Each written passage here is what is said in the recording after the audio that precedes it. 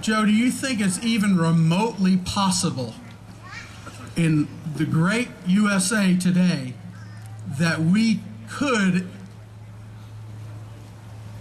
blow it and end up like Cuba is? Is there even possibility, you know, can we take it for granted so much that we could lose this thing? Do you think that's possible, seeing what you've seen and experiencing and knowing and being aware of what you and your family and your relatives went through?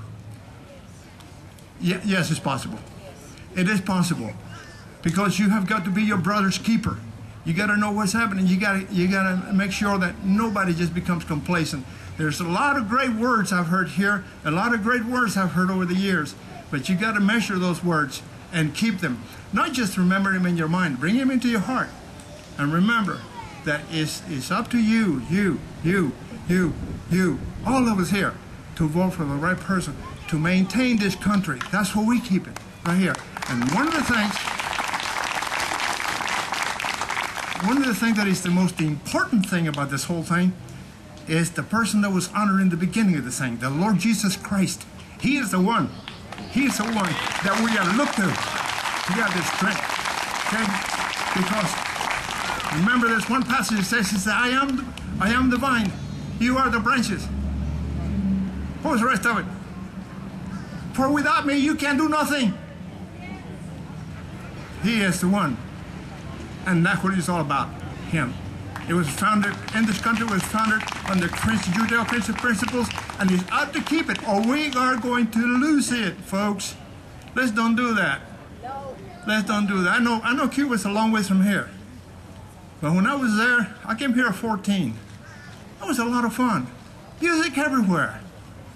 The man would cha-cha-cha, telling all the music, the food, and all that. Guess what? Castro lost it. Dade County, Florida gained it. You want to go to Cuba? Go to Dade County, Florida. You close that. You know? It's right here. So, anyway. Well, Joe, what advice do you have do you think that to prevent that from happening here, do you think people should vote liberal or conservative? People should vote conservative. People have got to vote conservative. Conservation means to keep that which is close to your heart, which is dear to you, that which is love, God, and country, that which is the basics of our fundamentals of this country.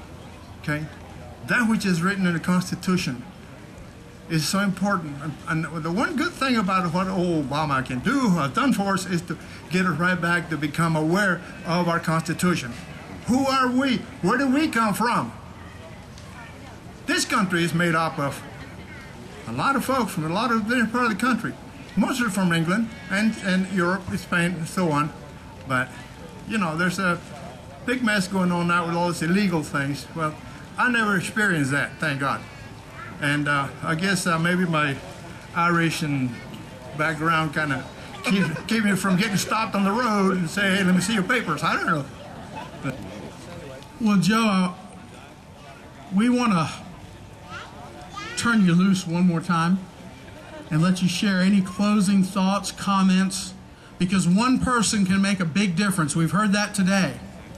You know, a politician's name is not our enemy.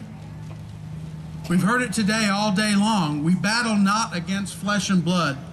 We need to come in with class and with love and with an attitude that we stand on truth like Joe is right now.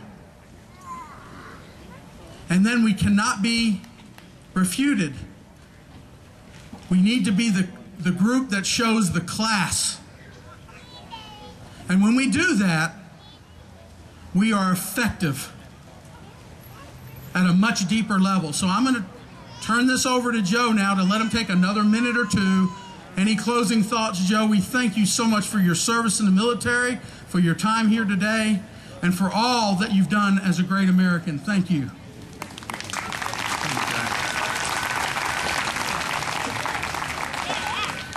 Well, I think that being here, we've heard a lot of things.